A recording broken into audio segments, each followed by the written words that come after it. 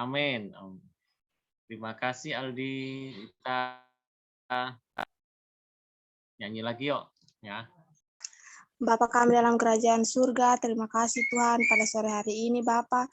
Kami akan memulai kelas roket kami Bapa. Biarlah apa yang disampaikan oleh Pak Iwan sore hari ini dapat kami terima dan dapat kami mengerti dengan baik. Terima kasih Bapa, terima kasih Yesus, terima kasih Roh Kudus. Haleluya, amin. Amin, terima kasih. Ya. Terima kasih. Itu ada Seva. Seva, apa kabar? Baik, Pak. Noval mana Noval videonya? Noval nggak lihat videonya mana? Noval, ada. Hari ini kita mau belajar sama-sama ya. Ini tema kita di GPI Rock adalah surrender to the King, ya. Berserah pada Tuhan ya, berserah pada Tuhan. Ini saya matikan videonya supaya sinyalnya lebih lancar ya.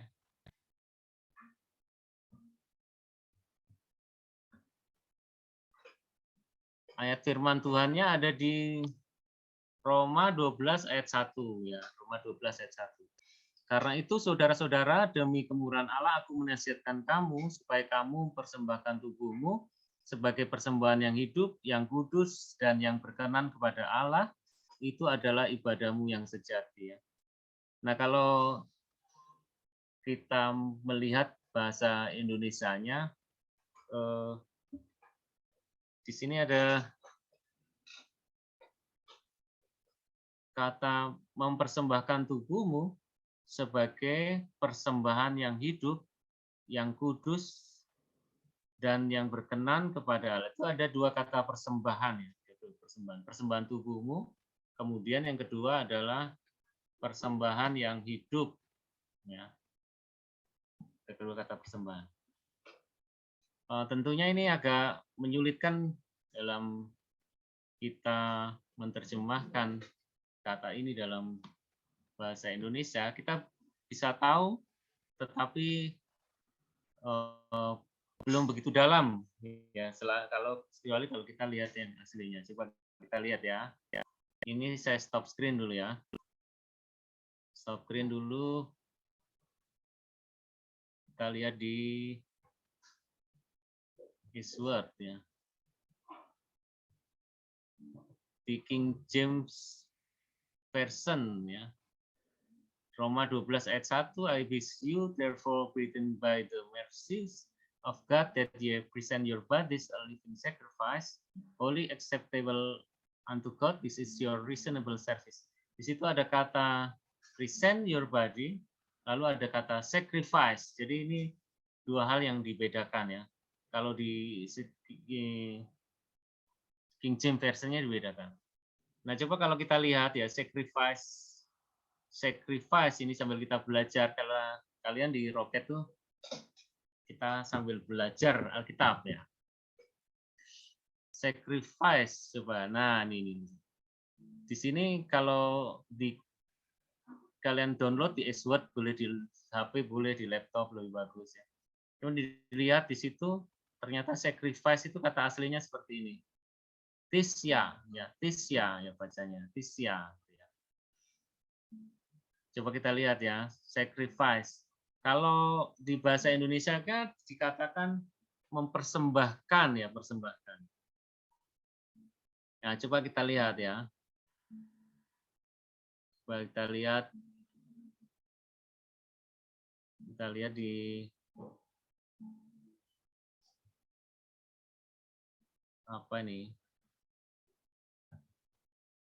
Di Google Translate-nya ya. Kalian bisa ketik saja di situ sebenarnya macam seperti ini ya. Itu kan kalau katanya coba apa tadi? Tisia, THUSIA gitu ya. Bisa diketikkan. Nah, seperti ini. Kemudian dipilih. Visia. Nah, ini cara bacanya ternyata visia. Visia. Ya. Visia. Artinya adalah Pengorbanan. ya. Pengorbanan. Pengorbanan. Berarti arti kata mempersembahkan itu yang tepat sebenarnya adalah apa? Pengorbanan ya. Pengorbanan.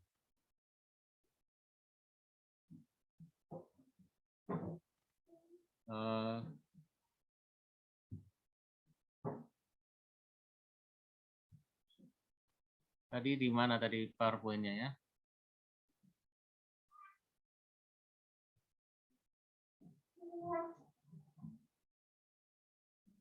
Tunggu sebentar ya, mungkin terlalu banyak yang dibuka ini. PowerPoint-nya nggak buka ya.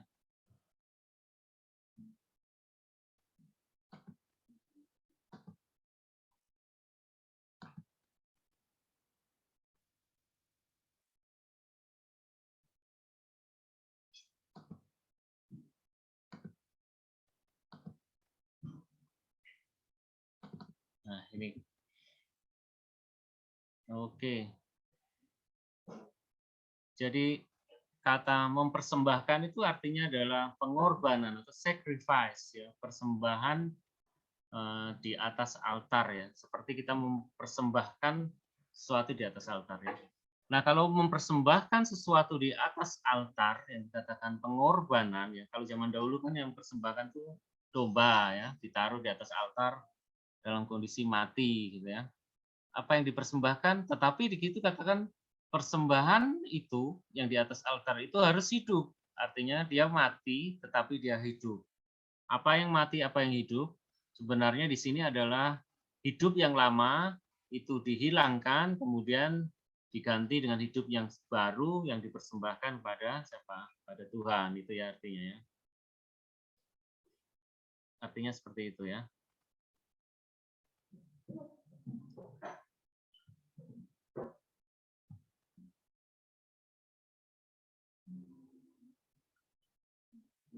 Nah, kemudian kita kalau melihat cerita mengenai anak yang terhilang ya, itu bisa dibaca di Lukas 15 ayat 11 sampai 32 ya. Lukas 15 ayat 11 sampai 32. Kita bisa baca saja ya.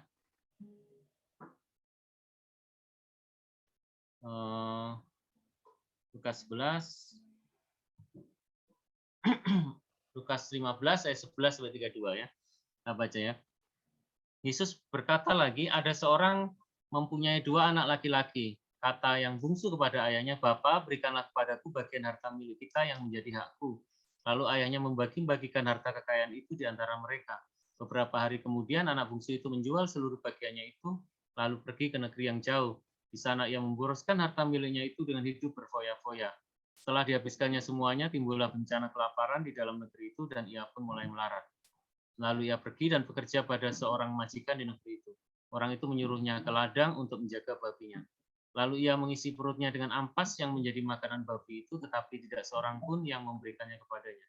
Lalu ia menyadari keadaannya, katanya, betapa banyaknya orang upan bapakku yang berlimpah-limpah makanannya, tetapi aku di sini mati kelaparan.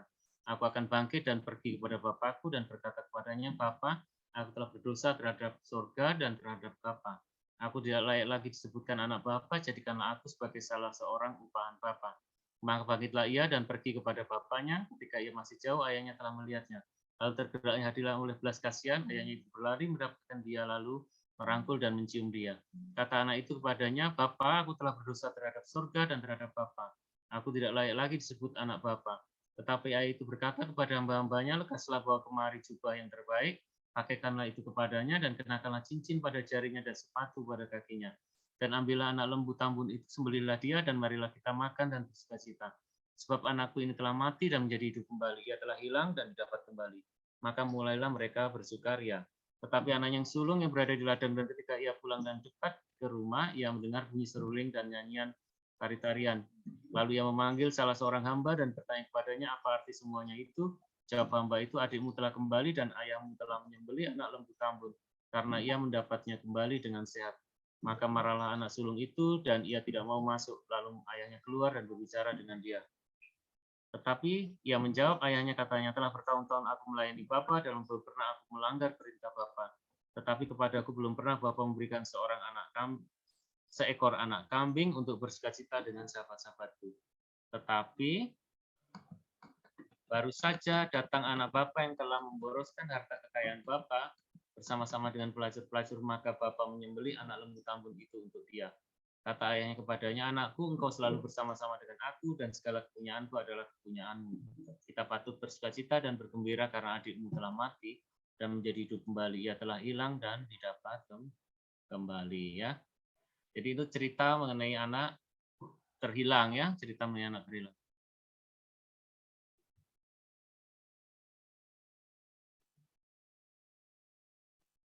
Nah, dalam cerita itu kita ada melihat sebenarnya orang biasa fokus pada anak bungsu yang hilang, ya, tapi sebenarnya yang hilang itu adalah dua-duanya, ya, dua anak terhilang.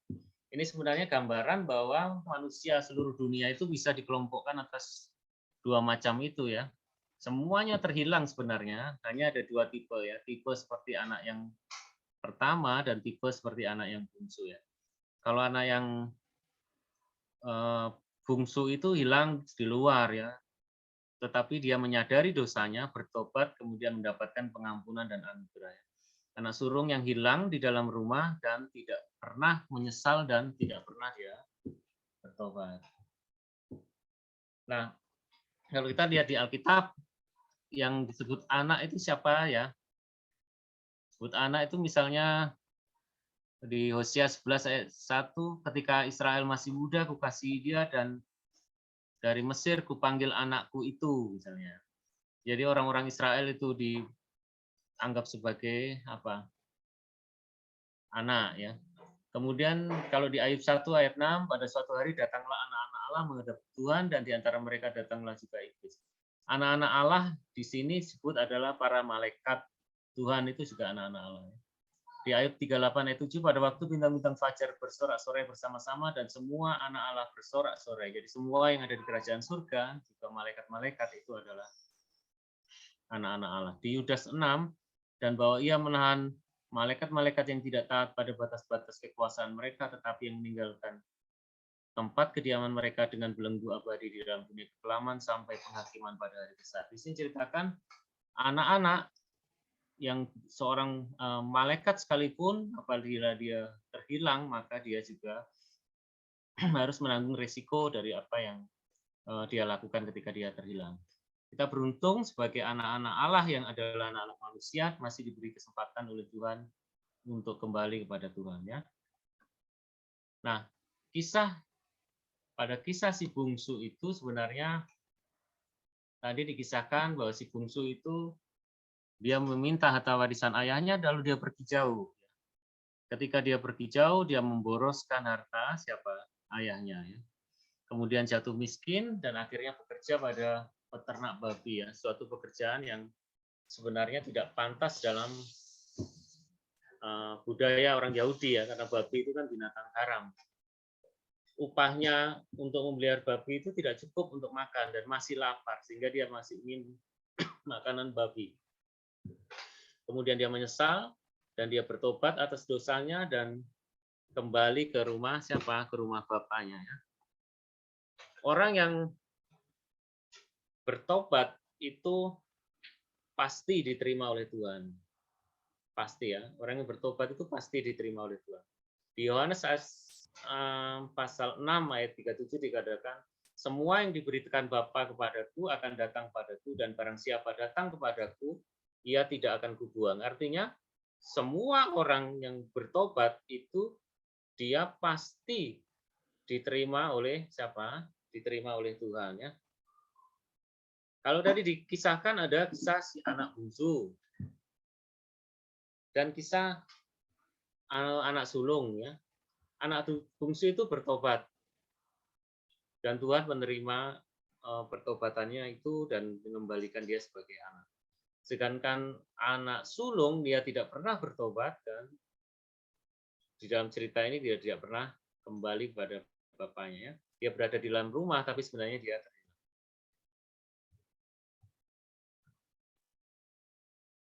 Nah, coba kita lihat ya, di si bungsu itu sebenarnya gambaran orang yang bertobat, ya, menyesal atas dosa-dosanya. Tadi kita sudah bahas bahwa ada dua macam orang. Yang pertama adalah anak sulung, kedua adalah anak bungsu, ya. Awalnya semua itu adalah tidak baik, ya, tidak berkenan. Tetapi karena si bungsu menyesal, maka dia berkenan. Ya. Kalau kita tadi baca di Lukas 15, ya, lalu ia menyadari keadaannya, katanya, betapa banyaknya orang upahan Bapakku yang berlimpah-limpah makanannya, tetapi aku di sini mati kelaparan. Aku akan bangkit dan pergi kepada Bapakku dan berkata kepadanya, Bapa, aku telah berdosa terhadap surga dan terhadap Bapa. Aku tidak layak lagi disebutkan anak Bapa, jadikanlah aku salah seorang upahan Bapa. Maka bangkitlah ia dan pergi kepada bapaknya. Ketika ia masih jauh, ayahnya telah melihatnya, lalu tergeraklah hatinya oleh belas kasihan. Ayahnya itu berlari mendapatkan dia, lalu merangkul dan mencium dia. Sebenarnya kata-kata ini coba perhatikan. Maka bangkitlah ia dan pergi kepada bapaknya. Itu sebenarnya mirip dengan yang di Efesus 5 ayat 14. Itulah sebabnya dikatakan, bangunlah, hai kamu yang tidur, dan bangkitlah dari antara orang mati, dan Kristus akan bercahaya atas kamu. Ya. Bangunlah, hai kamu yang tidur, dan bangkitlah dari antara orang mati, dan Kristus akan bercahaya atas kamu. Ya. Ini adalah satu kunci dari kalau kita mau mengerti dari arti perumpamaan ini. Ya. Jadi kenapa sih bungsu itu dikatakan sebagai orang yang dikenan oleh Tuhan? Karena dia menyadari dosanya, bangkit dari antara orang mati. Ya. Dia disamakan dengan orang yang bangkit dari antara orang mati.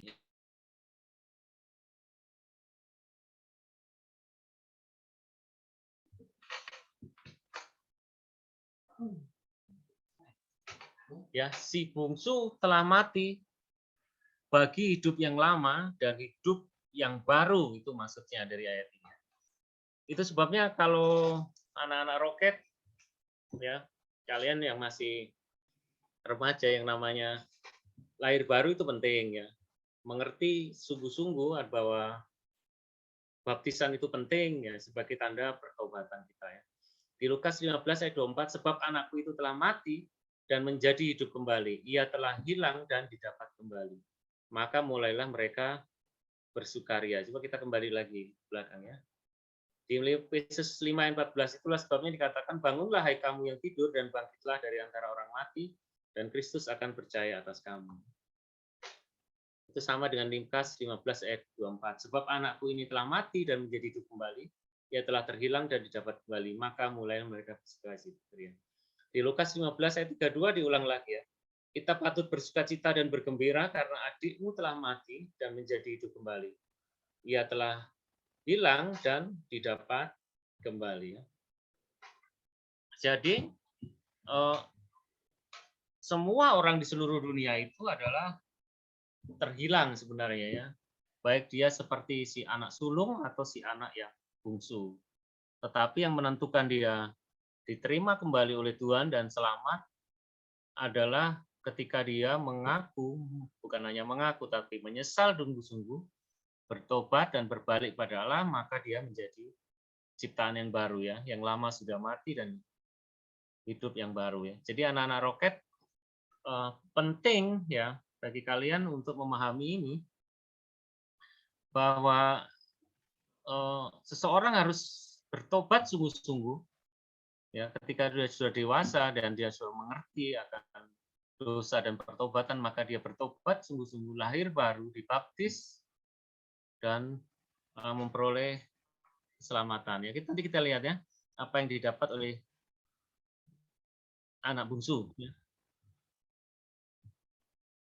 Dikatakan sukacita surga karena satu orang bertobat. Di Lukas 15 ayat 7 dikatakan, aku berkata kepadamu, demikian juga akan ada sukacita di surga karena satu orang berdosa dan bertobat, lebih daripada sukacita karena 99 orang yang tidak memerlukan pertobatan.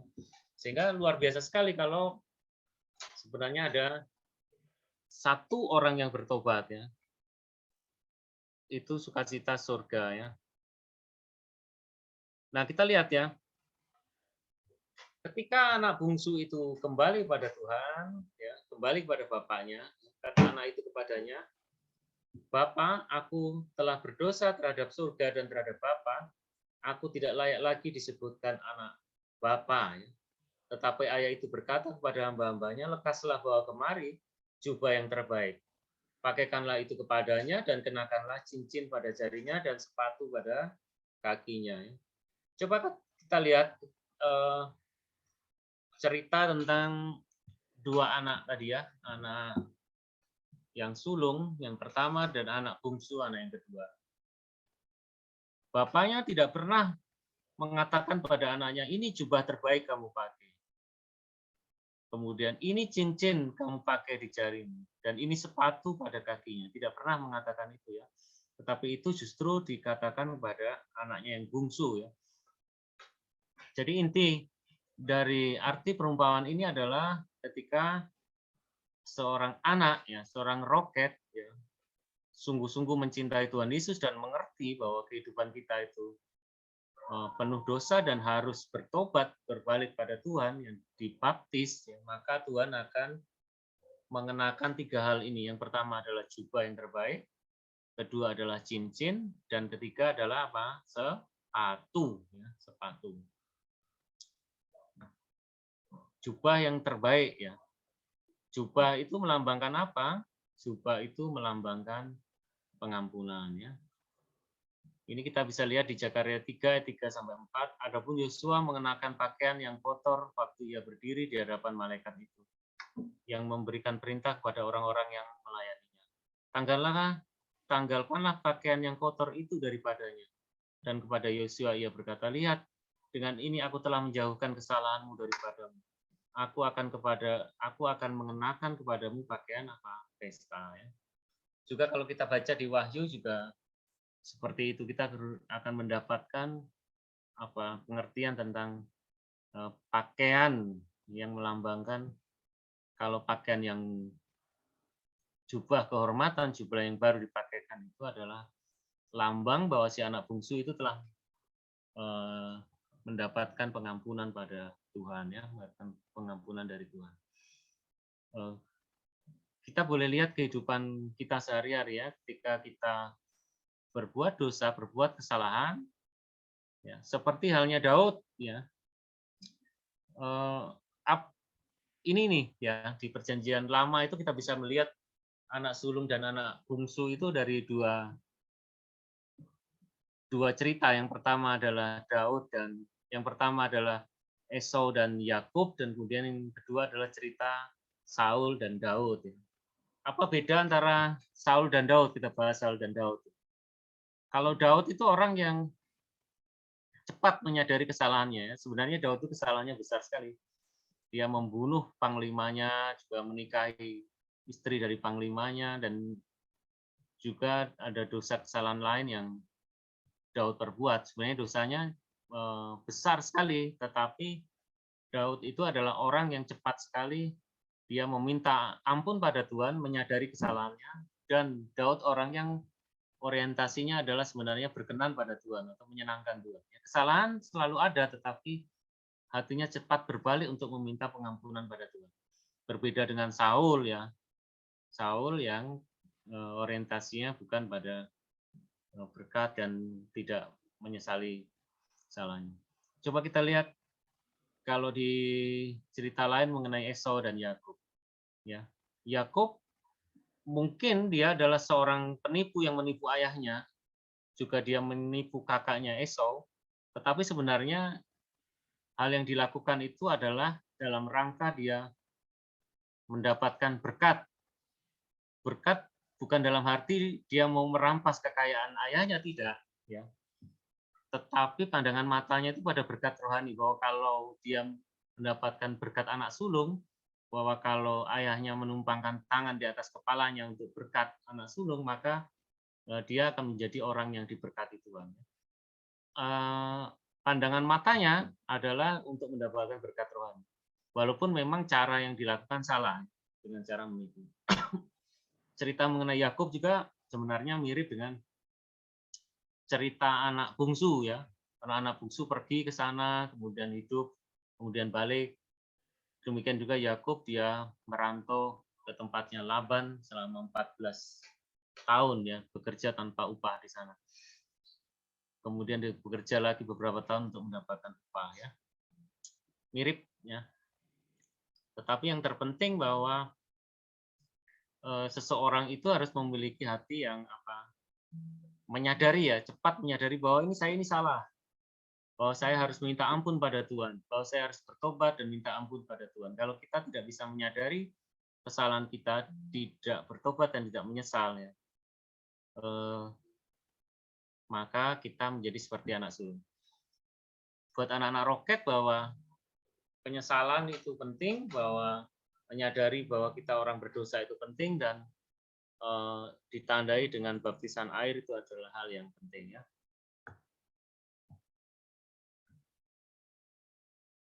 Jadi mungkin kita nanti ada waktu seperti dulu ya, dulu waktu masih zaman offline, dan sekarang COVID kan sudah mulai mereda, jadi kita harus ada satu kali tampil di depan, dan anak-anak yang belum dibaptis terutama harus bercerita tentang apa itu baptisan air dan apa itu pertobatan. Itu penting ya, supaya anak-anak menyadari pentingnya pertobatan dan baptisan air ya. Kemudian yang kedua adalah cincin pada jarinya. Dikenakan cincin pada jarinya. Kejadian 4 ayat 41 dikatakan, selanjutnya Fir'aun berkata kepada Yusuf, dengan ini aku melantik engkau menjadi kuasa atas seluruh tanah Mesir ya.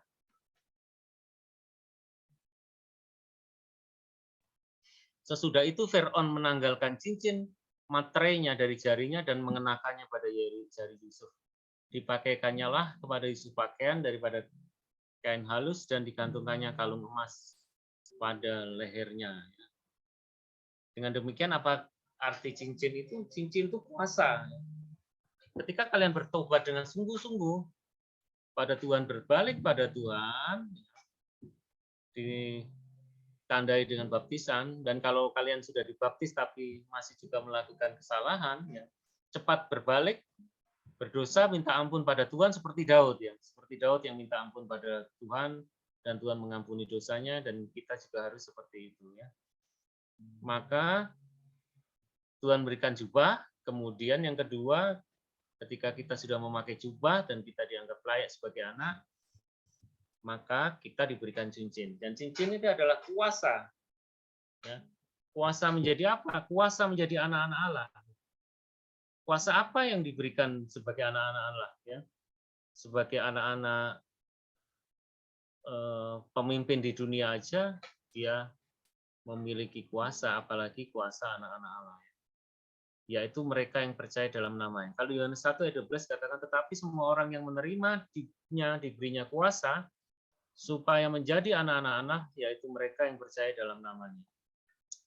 Ini cerita berapa belas tahun yang lalu ketika saya pergi ke Denpasar, ketika turun dari pesawat ya, naik taksi, saya sengaja sebenarnya ingin bersaksi, tapi sengaja bertanya pada supir taksinya, Bapak tahu nggak lembah pujian di mana?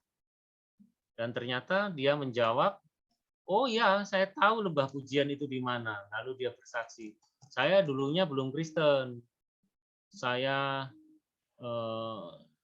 kepercayaan di luar Kristen. Kemudian satu kali dia membaca sebuah traktat yang ada di taksinya, kemudian satu ayat ini yang dia baca, Yohanes 1 ayat 12. Tetapi semua orang yang menerimanya diberinya kuasa supaya menjadi anak-anak Allah, yaitu mereka yang percaya dalam namanya. Hanya satu ayat ini membuat dia sadar, oh enak sekali jadi orang Kristen. Hanya kita percaya dan saya akan menjadi anak-anak Allah. Saya tidak perlu cari kekuatan-kekuatan, saya tidak perlu cari dukun-dukun, saya tidak perlu cari jimat-jimat di pulau ini ya, cari-cari orang-orang kuat katanya. Jadi saya hanya perlu percaya. Maka pergilah dia ke gereja, dia bilang dia mau beli Alkitab.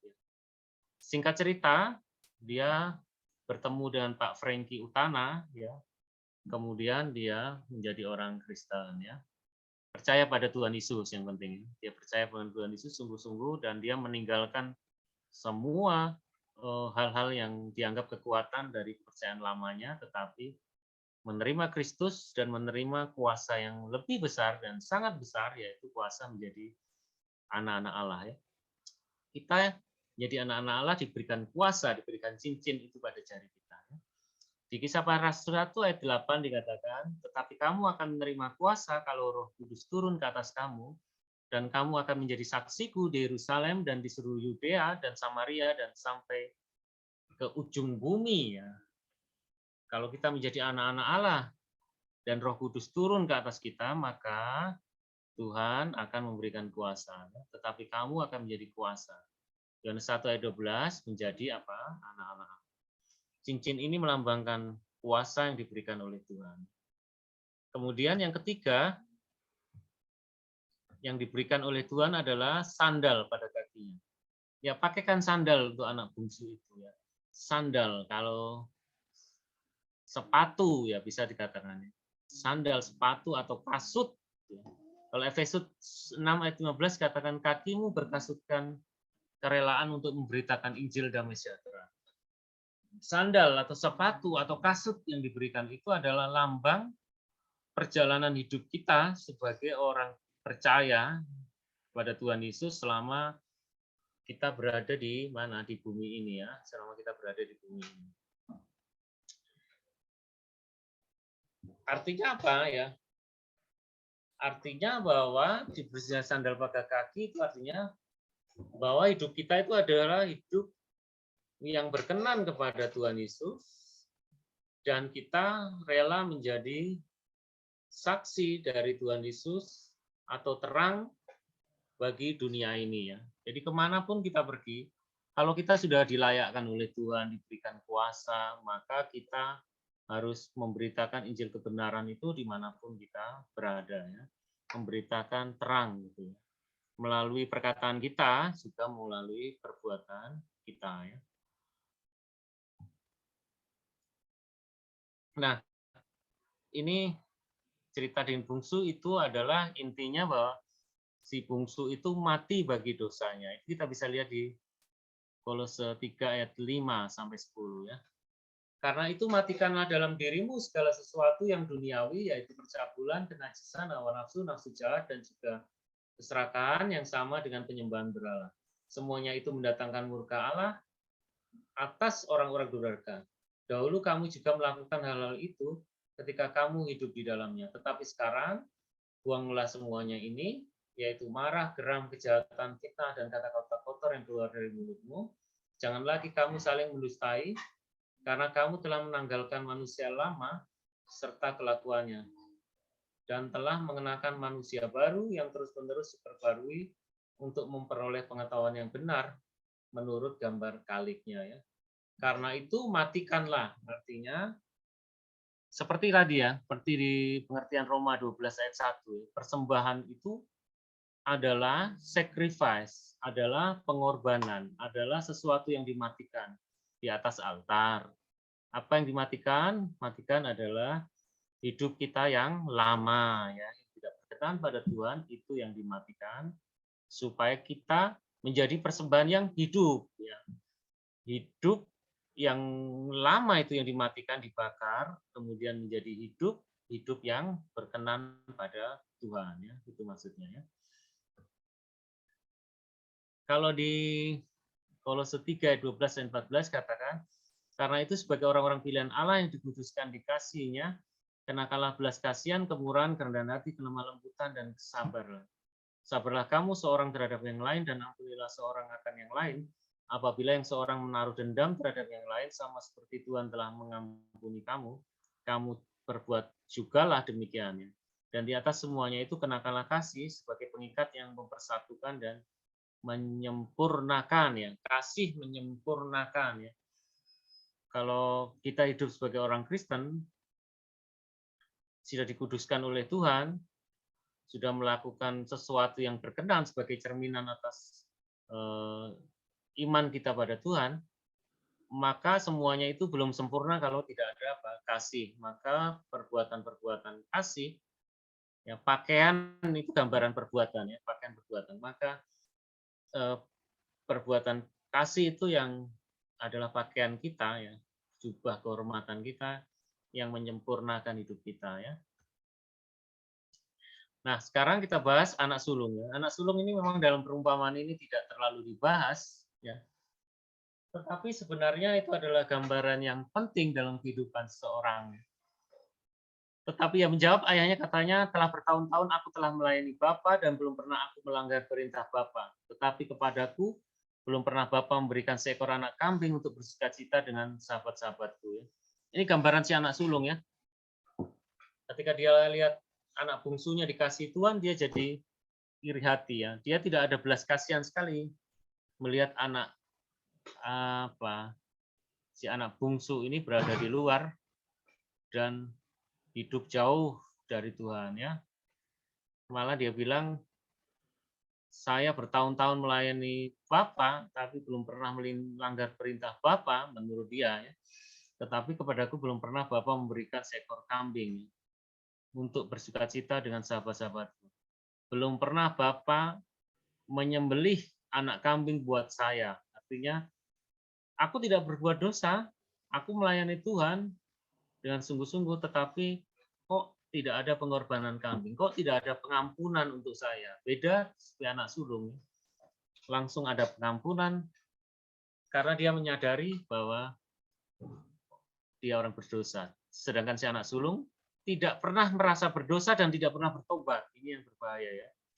Ini gambaran anak-anak yang diam di dalam rumah, tetapi tidak menyadari bahwa dia harus berdosa, dia harus bertobat, maksud saya bertobat dan sungguh-sungguh kembali kepada Bapaknya.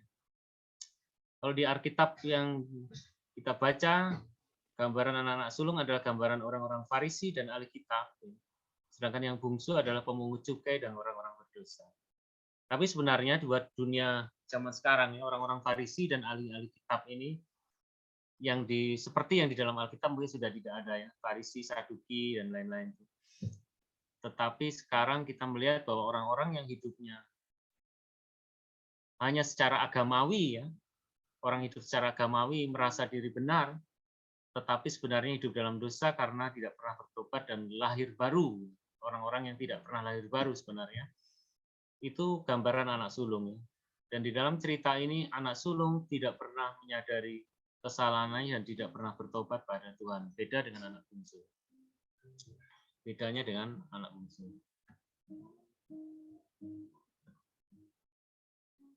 Nah, jadi ini penting bahwa dalam kehidupan kita ya yang diperlukan adalah bertobat dan lahir baru. Di Matius 3 ayat 8 sampai 9 dikatakan, jadi hasilkanlah buah yang sesuai dengan pertobatan. Janganlah mengira bahwa kamu sudah berkata dalam hatimu, Abraham adalah bapa kami. Karena aku berkata kepadamu, Allah dapat menjadikan anak-anak bagi Abraham dari batu-batu ini. Allah dapat menjadikan anak-anak bagi Abraham dari batu-batu ini. Ya, keras sekali ini kata-kata ini ya. Kalau kita tidak mau bertobat, jangan berharap yang kita akan diselamatkan. Hasilkanlah buah yang sesuai dengan pertobatanmu ya. Ini kuncinya si anak bungsu tadi ya. 2 Korintus 5 ayat 17. Jadi siapa yang ada di dalam Kristus, ia adalah ciptaan baru, yang lama sudah berlalu, sesungguhnya yang baru sudah datang. Si anak bungsu bertobat, diberikan anak kambing, disembelih untuk pesta, ya gambaran darah tercurah, dosanya diampuni, dikenakan jubah pengampunan, kemudian cincin kuasa, dan sendal. Ya. Artinya perjalanan hidupnya adalah perjalanan hidup yang baru, hidup pengikut Kristus yang memberitakan firman. Ya. Tuhan Yesus kiranya memberkati kita semua. Sampai di sini ada yang mau ditanyakan? Ada Esther, Noval, Ratu, Sheila, Dersa, Aldi. Buka semua videonya yuk, sudah habis. Ada yang mau ditanyakan nggak? Ya, ada Pak. Ya. Esther mana Esther? Buka videonya dulu Esther. Esther Tari, ayo buka videonya. Mana Esther Tari? Nggak dibuka. Ini siapa Aldi? Tadi ada Ya, Richard. Pak. Mana Esther? Esther, mana? Yuk dibuka dulu videonya. Ya, nanti berdoa untuk firman Tuhan yang sudah diberitakan. Tapi setelah kita menyanyi dulu lagu tadi ya. Kita nyanyi 1-2 lagu, kemudian Esther berdoa ya. Oke.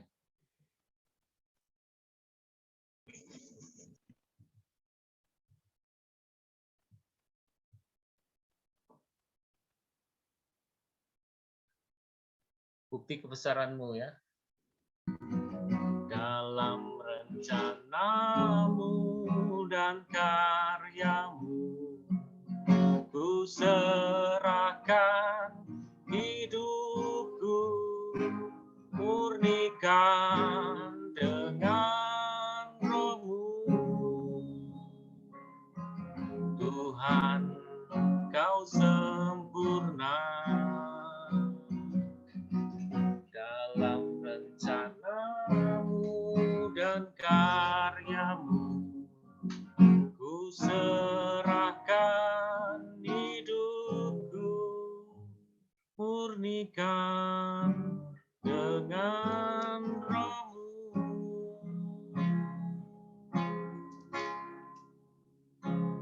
Hidupku menggenapi firman-Mu,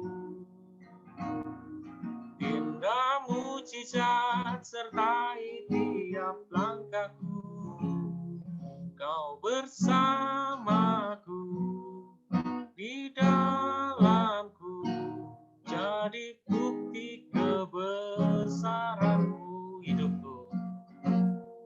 Hidupku menggenapi firman-Mu, tanda mujizat sertai tiap langkahku.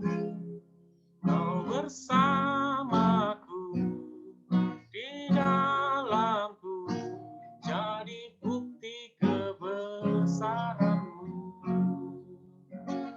Ya, yuk silakan Esther berdoa. Mari kita berdoa. Ya pernikahan surga, terima kasih Tuhan atas penyertaan perlindungan-Mu sepanjang hari ini Tuhan. Kami telah menikmati semua berkat yang Kau berikan kepada kami Tuhan. Terima kasih Tuhan.